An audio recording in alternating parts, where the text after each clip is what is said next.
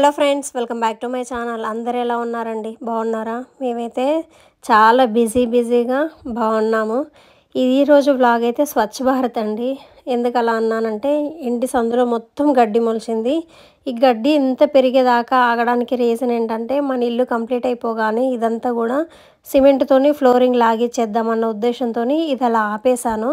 కానీ ఇంకా అది ఇల్లే అవ్వట్లేదు. ఇంక ఇప్పటిది ఇది దాకా రావాలంటే చాలా ఇబ్బంది అయిపోయింది. ఈలోపు ఏమైనా పురుగు పూసి ఉన్నా కూడా పిల్లలకి ఇబ్బంది అవుద్దన్న ఉద్దేశంతో మొత్తం క్లీన్ చేయడం అయితే స్టార్ట్ చేశాను అనమాట.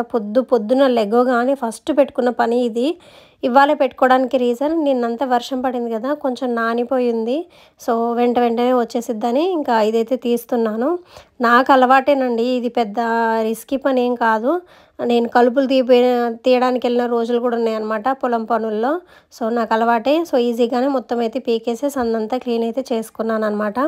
సో ఇది కూడా మొత్తం అయిపోయింది, ఫ్లోర్ లాగిచ్చేస్తాము, ఇంకా పిల్లలకి ఇబ్బంది ఉండదు అనుకున్నాను. కానీ ఇంకా కొన్ని కారణాల వల్ల అయితే అది అవ్వలేకపోయిందనమాట.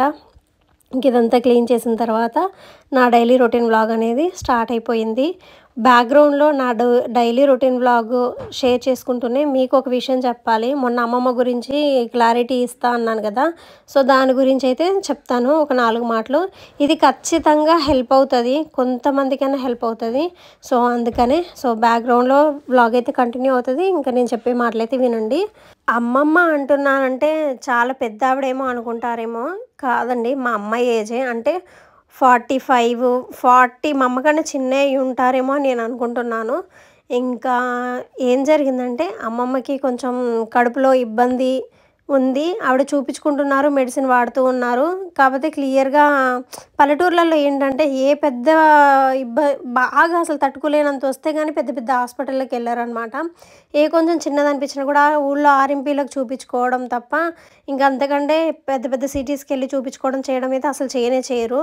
నేను ఒక కాలేజ్కి వెళ్ళి ఒక జాబ్ చేసే ఆ టైంకి మా అమ్మకి ఏదైనా అయింది, ఏమైనా ఇబ్బందిగా ఉందనంటే నేనే అరిసి దగ్గరుండి గబాలను తీసుకెళ్ళి చూపించుకొని వస్తాను. కానీ ఊర్లలో ఉండే వాళ్ళు ఏంటంటే ఆర్ఎంపీలతోనే ఆగిపోతారు, ఇంకా బయట సిటీస్కి వచ్చైతే చూపించుకోరు. ఇంకా మాకు ఇంకా దరిద్రం ఏంటంటే, మా ఊరికి ఒక 40 కిలోమీటర్స్ వెళ్తే సూర్యాపేట, లేదు ఒక 60 కిలోమీటర్స్ వెళ్తే ఖమ్మం ఒకప్పుడు.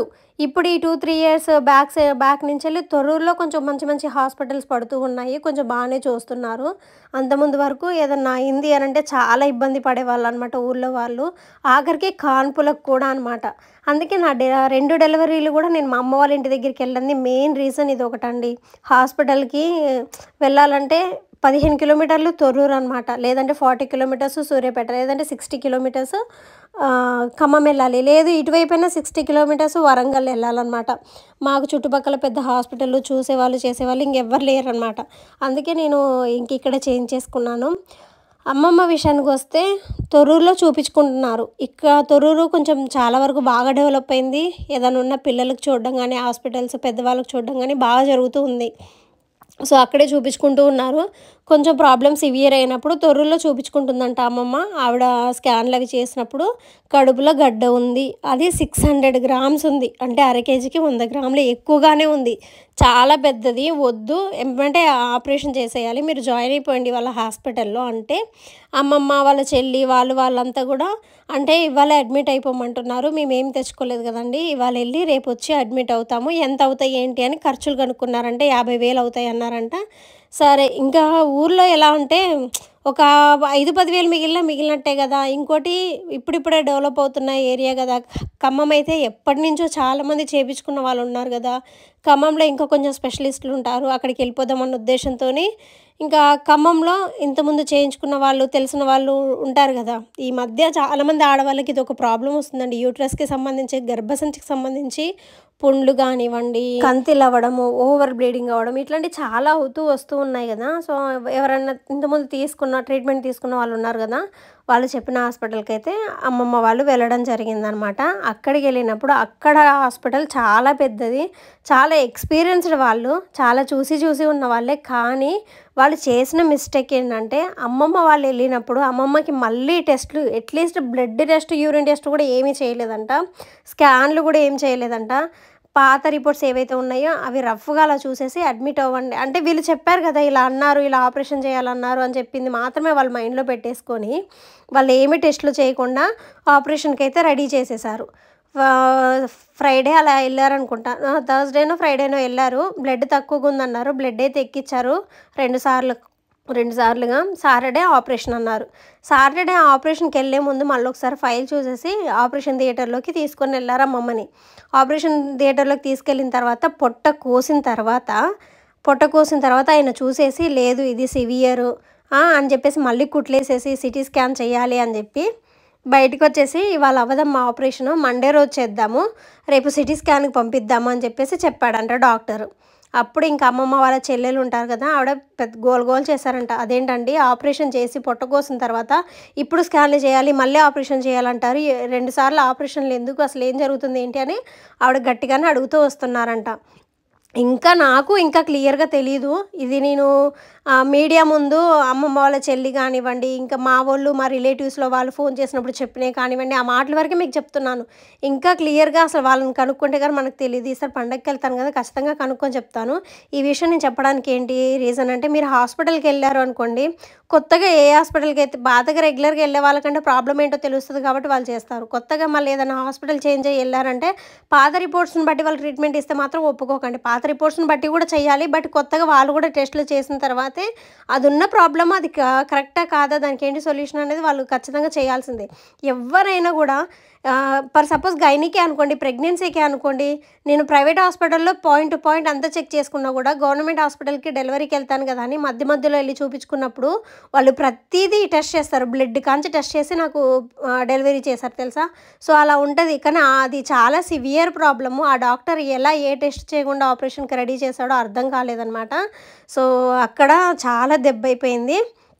సండే రోజు పొద్దున్నే స్ట్రోక్ వచ్చిందంట అండి అమ్మమ్మకి. ఇంకా వెంటనే సిటీ స్కాన్కి పంపించారంట. పంపించి తీసుకొచ్చే లోపే 2 టైమ్స్ మళ్ళీ స్ట్రోక్ వచ్చేసింది. అమ్మమ్మ ఇక లేరనమాట. 3rd స్ట్రోక్కే అయిపోయారు, బీపీ డౌన్ అయిపోయి. చాలా ఇప్పుడు పొట్ట కోసి వాళ్ళు చేసి ఆపేశారు అని అంటే అదొక టెన్షన్ ఆవిడకి. ఇంకేం జరిగిందో ఏమైందో కూడా పూర్తిగా అయితే తెలియదు. కానీ అమ్మమ్మనైతే మేము కోల్పోయామన్నమాట. అమ్మమ్మ లేరు. ఇంకా చాలా క్లోజ్ అండి అమ్మమ్మ అయితే. మా అమ్మ నాన్న సూరత్లో ఉన్నప్పుడు, నేను మా పిన్ని దగ్గర ఉన్నప్పుడు మా పిన్ని వాళ్ళ ఇంటి ముందే ఉండేది అమ్మమ్మ. చాలా అంటే చాలా బాగా పలకరించేవాళ్ళు. వాళ్ళు పాతిళ్ళు ఉన్నది కూడా మా సొంత అమ్మమ్మ వాళ్ళ ఇంటి ఎదురుగానే ఉండేవాళ్ళు. అలా చాలా దగ్గర అనమాట. మా తాత వాళ్ళ చిన్నాన్న కొడుకు భార్య అనమాట.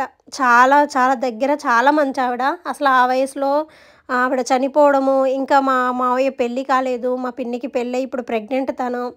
సో కొంచెం ఉంటుంది కదండి. సో నాకైతే చాలా బాధేసేసింది. రూపాయి పోయినా కూడా ప్రాణం లేకుండా అయిపోయిందనమాట. సో వీళ్ళైతే మా వాళ్ళు అయితే ఎవ్వరూ ఊరుకోలేదు. అసలు ఆవిడ చనిపోయిందన్న విషయం తెలియగానే డాక్టర్ పరారనమాట, లేడు. సో ఇంకా బాడీని కూడా ఇవ్వలేదు. ఒక రకంగా మాట్లాడుతూ ఉంటే ఇంక వీళ్ళందరికీ అర్థమైపోయి మా వాళ్ళు తెలిసిన వాళ్ళంతా ఉంటారుగా, మీడియాకి ఫోన్లు చేసేసి వాళ్ళని రప్పించి మాట్లాడి మీడియా ముందుకు వచ్చేసి జరిగిన విషయం చెప్పేసి నానా రచ్చ చేస్తే ఎవరు డబ్బులు ఇస్తామని అన్నారంట.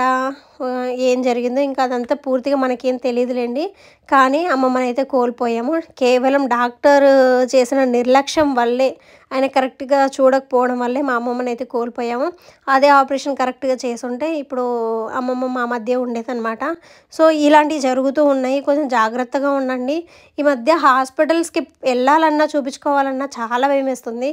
మెయిన్ ఆడవాళ్ళకనమాట ఎక్కువ సఫర్ అవుతుంది. పిల్లలు లేకపోవడం, యూట్రస్కి సంబంధించిన ప్రాబ్లమ్స్, ఇవి తప్ప ఇంకో ప్రాబ్లం ఏమీ లేదు. సో చాలా అంటే చాలా ఘోరంగా ఉందన్నమాట లోకమైతే. జాగ్రత్తగా ఉండండి, మంచి కేర్ తీసుకోండి. చాలా వరకు అక్కడ న్యూస్లో కూడా వచ్చేసాయి అనమాట.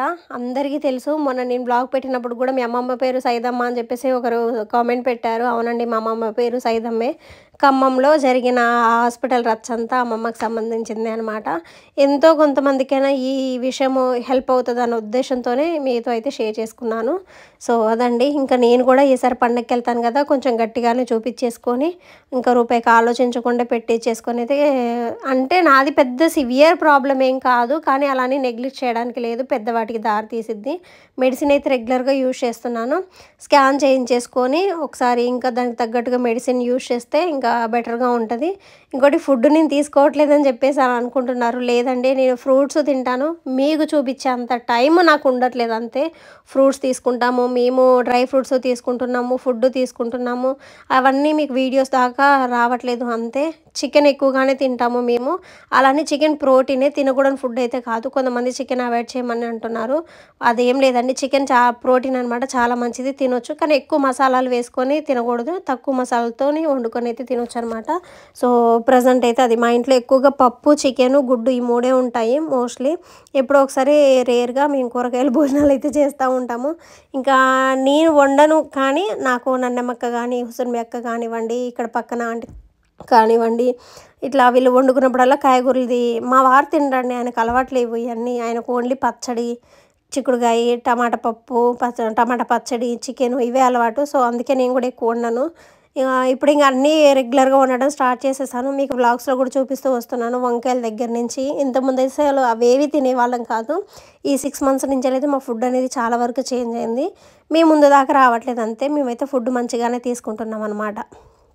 ఇంకొకటి ఏంటంటే, లైఫ్ ఎంత బిజీ అయిపోయిందంటే మాది, నిజంగా మాది అంటే నాది కానీ నాగిది కానీ, పిల్లల్ని పడుకోబెట్టి కూడా మేము ఎంత రాత్రి 1 గంట 2 వరకు మెలుకొని మళ్ళీ పొద్దున్నే 7 o'clock వరకు, అట్లీస్ట్ 6 hours అనే నిద్ర ఉండాలి. మాకైతే 5 hours 4 hours అట్లా నిద్రపోతున్నాము. ఈ పండగ వరకు అట్లా ఉంటుందేమో అనుకుంటున్నాను.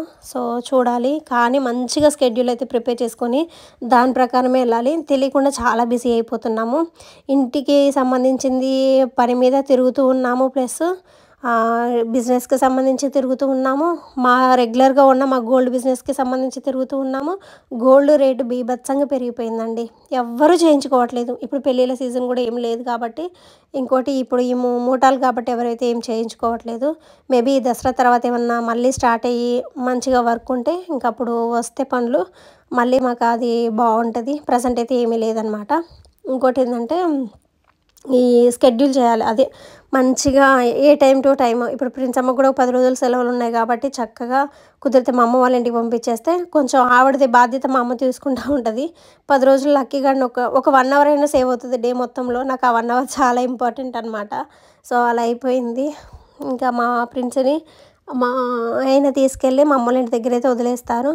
నేను ఎలా ప్రిపేర్ చేసుకుంటున్నాను, నా స్కెడ్యూల్, నా డైలీ రొటీన్ వ్లాగ్ ఎలా, అదే రొటీన్ వర్క్స్ ఎలా ప్రిపేర్ చేసుకుంటున్నాను ఏంటనేది కూడా ముందు వీడియోస్లో మీతో షేర్ చేసుకుంటాను. అంటే నేను అనుకుంటున్నాను, లేదంటే మీరైనా చెప్పండి, అక్క ఈ టైం టు ఈ టైం అనుకో, ఈ టైం టు ఈ టైం అనుకో, ఈ పని చేసుకో అని చెప్పేసి ప్లీజ్ సజెస్ట్ చేయండి. మీరు చెప్పిన దాంట్లో టైంని బట్టి, నేను అడ్జస్ట్ చేసుకున్న టైంని బట్టి రెగ్యులర్గా అయితే ఫాలో అయిపోతూ ఉంటాను. మీకు ఎలా అయితే చెప్పానో, ఒక రెసిపీ చూపిస్తాను, ఓన్ వాయిస్తో చెప్తాను, అండ్ డైలీ ఇట్లా వాయిస్ ఓవర్ ఇచ్చి చెప్తాను. చేంజెస్ అయితే తీసుకొచ్చాను, మీరు అది గమనించారో లేదో ఒకసారి అయితే కామెంట్ చేయండి. సో ఇంకా అంటే నేను ఎట్లా రొటీన్ ప్రిపేర్ చేద్దాం అనుకుంటున్నానంటే, బిజినెస్కి ఈ 1 hour లైవ్ ఇది చేశానంటే, ఒక 2 hours లైవ్ అయిపోయిన తర్వాత 2 hours దీని మీద ఉండాలి. 2 hours వరకు అసలు ఫుల్ బిజీ అయిపోతాను. ఆర్డర్స్ వస్తూ ఉంటాయి, అడ్రస్లు తీసుకోవడం, ఫోన్పేలు చెక్ చేసుకోవడము, వాళ్ళకి ప్యాకింగ్లు చేయడం, పక్కన పెట్టడం, అది 2 to 3 hours ఖచ్చితంగా పట్టిద్ది అనమాట నాకు. సో ఏ టైంలో లైవ్ చేయాలి, ఎంత టైం దానికి స్పెండ్ చేయాలి, తర్వాత ఫోన్ ఎప్పుడు చూసుకోవాలి ఏంటి, ఇట్లాంటివన్నీ ప్రిపేర్ చేయాలి అనుకుంటున్నాను. మొన్నైతే నిద్ర రాక వెళ్ళి ప్యాకింగ్లు చేసుకుంటూ కూర్చున్నాను. ఆ టైంలో వాళ్ళకి ఫొటోస్ కూడా పెట్టాను 1-2 సో పెట్టగానే వెంటనే తెల్లారి, ఈ టైం దాకా మెలుకుతూ మాకు ఆరోగ్యం దెబ్బతింటుంది, ఆల్రెడీ నువ్వు బాధపడుతున్నావు అని చెప్పేసి మన సబ్స్క్రైబర్స్ అయితే పెట్టారు. థ్యాంక్ యూ సో మచ్ అండి. సో అదే మంచిగా ప్లాన్ అయితే చేసుకోవాలన్నమాట. తెలియకుండా చాలా టైము గడిచిపోతూ ఉంది. సో ఇంకా ప్రిపేర్ చేసుకోవాలి మంచిగా, ఈ టైంకి ఈ టైం అనేది మంచి స్కెడ్యూల్ అయితే ప్రిపేర్ చేసుకోవాలి అనుకుంటున్నాను. సో డైలీ రొటీన్ బ్లాగ్ చూసారు కదండి బ్యాక్గ్రౌండ్లో. పొద్దున్నే స్వచ్ఛ భారత్ స్టార్ట్ చేసేసాను. తర్వాత ఫ్రెష్ అయ్యి వచ్చిన తర్వాత ఒక పార్సిల్ ఉంటే అది పార్సిల్ అయితే చేసేసాను. తర్వాత వంట పని చేసుకుంటూ ఉన్నాను. ఫస్ట్ టీ పెట్టేసి టీ తాగిన తర్వాత మా ఫుడ్ ప్రిపరేషన్స్ అయితే జరుగుతూ ఉన్నాయి. ప్రిన్స్ అమ్మ ఈరోజు పులిహోర అడిగింది. సో ఫస్ట్ తనకు కొంచెం రైస్ తీసేసి పులిహోర కలిపాను. ఇంకా తనకి ఎలాగో కలుపుతున్నాను కదా అని మ్యాగీకి నాకు మన్ను వచ్చిందండి. మన్నుకు కూడా కలిపాను. మన్ను దగ్గరలోనే ఉండిద్దండి మాకు. ఒక 4 to 5 కిలోమీటర్స్ దూరంలో ఉంటది.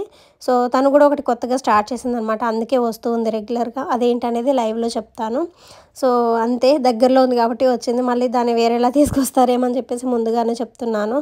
సో తను నిన్న వెళ్ళింది. మళ్ళీ ఇవాళ పొద్దున్నే వచ్చింది. మళ్ళీ సాయంత్రం వెళ్ళిపోయిద్దనమాట అలా. ఇంకా ఫుడ్ అయితే ప్రిపేర్ చేస్తున్నాను. గబగబా వంట పని కూడా కంప్లీట్ అయిపోయిందనుకోండి. ఇంకా వేరే పనులనేవి చేసుకోవచ్చు కదా అన్న ఉద్దేశంతోనే అంతే. ఇదిగోండి మనకి ఇండస్ వ్యాలీ నుంచి వచ్చిన బిర్యానీ పాట్లో అయితే పప్పుచారు కాస్తూ ఉన్నాను. అన్నం అయిపోయింది. పప్పు కూడా ఉడకబెట్టేశాను. తర్వాత ములక్కాయలు ఇవి రత్నక్క తీసుకొని వచ్చారు. యూఎస్ నుంచి వచ్చారు ఒకరు అని చెప్పాను కదా. ఆ అక్క నిన్న మన ఇంటికి వచ్చారు. టైం స్పెండ్ చేశారు. మేమంతా కలిసి బయటికి వెళ్ళాము. సో అక్క మాకేం తీసుకొచ్చారు ఏంటనేది రేపటి వ్లాగ్లో అయితే మీతో షేర్ చేసుకుంటాను నేను. అక్కని మీట్ అయింది, ఏం తీసుకొచ్చారు ఏంటనేది. అక్కకైతే అసలు ఏ కోసానో కూడా ఇష్టం లేదు చెప్పడం, చూపించడము. కానీ నేను మీతో షేర్ చేసుకుంటున్నాను. ప్రతి ఒక్కరు ఏదైతే మాకు చేస్తారో అది ఇంకో మనిషికి తెలియొద్దు, మా వీడియోలో పెట్టొద్దుమా అనే చెప్తారు. కానీ నేను అలా ఉండలేను. ఖచ్చితంగా మీతో షేర్ చేసుకుంటాను. అందుకని షేర్ చేసుకుంటూ ఉన్నాను. సో రేపైతే వ్లాగ్లో అక్క ఏం తీసుకొచ్చింది యూఎస్ఏ నుంచి మాకు అనేది మీకైతే చూపిస్తాను. ఇంక ఇక్కడ పప్పు కూడా ఉడికిపోయింది. ములక్కాయలు కూడా తాలింపేసేసి తర్వాత పప్పు కూడా యాడ్ చేసి ములక్కాయలు కొంచెం చింతపండు పులుసులో మరిగిన తర్వాత పప్పు అయితే యాడ్ చేశాను. కొంచెం నీళ్ళు వేసేసి మూత పెట్టాను. ఇది బాగా మసలనివ్వాలన్నమాట. సో ఈలోపు బట్టలన్నీ నిన్న ఆరేసాను కదా, అవైతే మొత్తం మడతలు పెట్టుకుంటూ వస్తున్నాను అనమాట. ఇవి నిన్న ఆరేసినాయి కాదు, 2 రోజులు పైన అయింది ఆరేసి. అన్ని మడతలు పెట్టాను స్టాండ్ మీద అవి ఇవి, కానీ ఇవి మాత్రం అలాగే ఉన్నాయి ఇంటి ముందు దండం మీద. సో అవన్నీ అయితే తీసి క్లీన్ చేస్తున్నాను. మళ్ళీ నిన్నైతే పొద్దంతా వర్షం పడుతూనే ఉందండి. అసలు ఫుల్ వర్షం అనమాట. సో ఈ బట్టలన్నీ అక్కడికక్కడే మడత పెట్టేసి పక్కన పెట్టేసుకున్నాను మన్నుతో మాట్లాడుకుంటూ. సో తర్వాత మన్ను కొంతమందికి తెలుసు, కొంతమందికి తెలీదు. తను సబ్స్క్రైబరే, కానీ మా రిలేషను ఒక ఫ్యామిలీ ఫ్రెండ్ దాకా వచ్చిందనమాట. అలా చాలామంది ఉన్నారు, చెప్తూనే వస్తున్నాను కనపడిన ప్రతి ఒక్కరిని. సో ఎవరైనా తెలియకపోతే ఇక్కడ తెలుసుకుంటారన్న ఉద్దేశంతో చెప్పాను అంతే. సో బట్టలు మడత పెట్టడం అయిన తర్వాత ఇదిగోని మొక్కలకైతే నీళ్ళు పోస్తున్నాను. ఇవి రాగులయో ఏవో కానీ చెట్లు వచ్చాయి, కానీ బలమంతా మొక్కది వాటికే పట్టేస్తుంది అనమాట. అవి మనం రాగులు వచ్చినా తినము. ఆ కొంచెం దానికి ఎందుకు దానికి బలం తగ్గిద్ది అన్న ఉద్దేశంతో ఇంకా తీసేసాను. ఇంకా కొంచెం కంపోస్ట్ చెత్త కిందన్నా ఉంటుందని చెప్పేసి వేరే కుండీలో వేసి మట్లో కుక్కాను అనమాట. తర్వాత మొక్కలన్నిటికీ నీళ్ళైతే పోసేసాను. మల్లె చెట్టు అయితే చాలా పెద్దగా వచ్చింది. చాలా తీగలు వచ్చేసాయి, పెద్ద పెద్దగా చుట్టుకుపోయాయి. తీసుకెళ్ళేటప్పుడు అవన్నీ కట్ చేయాలా అని చెప్పేసి బాధేస్తుంది. ఆ ఇంట్లోకి వెళ్ళేటప్పుడు ఆ మొక్క తీస్తా కదా అప్పుడు. సో అలా మొత్తం ఇంకా కిందున్న మనీ ప్లాంట్కి కానివ్వండి, అలోవెరా చెట్టుకి, మల్లె చెట్టుకి మొత్తానికైతే నీళ్ళైతే పోసేసాను అనమాట. పైన పెడితే బాగుండేది కానీ నీళ్ళు పోయడానికి గుర్తుండట్లేదు. 1-2 రోజులు మర్చిపోయామంటే చెట్లు శాంతం ఎండిపోతూ ఉన్నాయి. అందుకని ఇంకా కిందే పెట్టేసుకున్నాను. ఈ పనులన్నీ చేసుకొని వచ్చేలోపు పప్పు చూసారా మంచిగా మరుగుతుంది. ఇప్పుడు మసాలా కారం వేసుకుంటే సూపర్ టేస్ట్ వస్తుంది. ఈ కారంలో అమ్మ దినుసులు అన్నీ వేసారు కాబట్టి ఇంకా మంచి టేస్ట్ వస్తుంది. అసలు సూపర్ స్మెల్ వస్తుంది, ఒక మంచిగా సాంబార్ ఫ్లేవర్లో. కానీ ఇది పప్పుచారు, ఇంకా ఇందులో ఓన్లీ ములక్కాయలే ఉన్నాయి కాబట్టి పప్పుచారు ఇది. సో చాలా అంటే చాలా బాగుంది. ఫైనల్గా కొంచెం ధనియాల పొడి అది ఉంటే అదైతే యాడ్ చేశాను. బయటికి వచ్చాను, బయటికి రాగానే పెద్ద కప్ప కనపడింది. దాన్ని చూస్తే మస్తు భయమైంది నాకు. సో అదే నాగికి చూపించాను అనమాట. ఇదిగోండి ఫైనల్గా ధనియాల పొడి అయితే వేసి కలబెట్టేసి ఇంకొక 2 నిమిషాలు మరగబెట్టేసాను పప్పుచారుని. ఈలోపు కొంచెం ఛాయ్ ఉంటే అది కూడా వేడి చేసుకొని కూర్చొని దాంట్లో కొన్ని అప్పలు వేసుకొని తిన్నాను. నాకు ఇష్టం ఇలా అప్పలేసిన ఛాయ్ కూడా తాగడం ఇష్టము. చాలా వీడియోస్లో చెప్పాను, మళ్ళీ చెప్తున్నాను. సో అలాగే లక్కీ గడికి, మన్నుకి, మా ఆయనకి తల కొన్ని ఇచ్చేసి మిగిలిన అయితే నేను ఛాయలు వేసుకొని తింటూ ఉన్నాను. ఏదైనా టిఫిన్ చేయని రోజు అయితే ఇవి ఇలా టీలో వేసుకొని తిన్నా కూడా కడుపు అయితే ఫుల్ అయిపోయినట్టుగా ఉంటుంది. సో నేను అలా తింటూ ఉంటాను. ఏంటి పిల్లలు తిన్నారా లేదా అనుకుంటారేమో, మేము పులిహోర చేసుకోవడం తినడం కూడా అయిపోయిందనమాట. ఇది వాళ్ళ వీడియో అండి. ఎలా అనిపించిందో కామెంట్ చేయండి, వీడియోని లైక్ చేయండి. కొత్తగా చూసేవాళ్ళు ఛానల్ని సబ్స్క్రైబ్ చేసుకోండి. Thank you, by.